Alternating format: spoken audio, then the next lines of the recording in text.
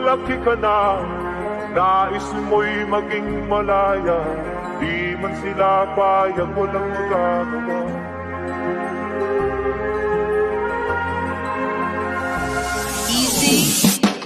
Mapapatawad kung hindi ko nasunod yung payo mo. Pati ako naninibago dun sa pagbabago ko. Nagnakaw ako, nasilo sa pera, napakalulong sa ganito sistema. Akala ko kasi lahat madali, pero pangalan lang ni mama ang palagi kong sigaw noon. Kapag umiiyak at kapag gabi maginaw, naluluwa na lang ngayon kapag si mama nasigaw. Ang layo-layo mo na nak, parang hindi na yan ikaw. Isang batang may pangarap, yan mo ko malalarawan. Ngunit di ko naiwasan na mali ay masubukan. Hanggang dumating sa punto at sa linyang illegal. Pati yung buhay tinaya ko at sarili sinugal. Sa laro ng buhay, dapat ika'y mahusay. Ginanapan ko yun lahat kahit galit si nanay. Sa ganto na nasanay, nung kayo ay mawalay. Lahat yun nagawa ko lang nung walang umalalay.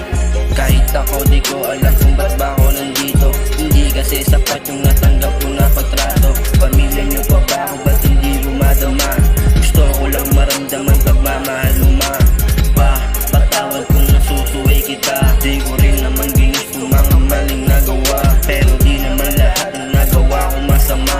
Handa akong magbago, mapatawad ba kaya? Kahit malaki ka na, nais mo'y maging malaya.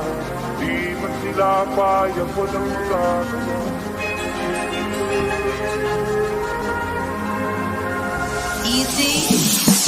Wake up. Mula pagkabata hanggang umidad, hindi nagawan lumain sa pamilya. Nasanay sa lowin lahat hanggang tuluyan na tumubo. Makasungay ng sagad kahit batas ay sinuwag. Huwag lang tawagin na duwag at tuksuhin. Walang bayag sa pagkasalo sa lipunan ay dinanas. Mangulungan lalo halong kriminal. Laking mga naging kaibigan. Hanggang sana pag-isipan komplikadong kalagayan mo. Paano ba mabago ang takbo ng kapalaran?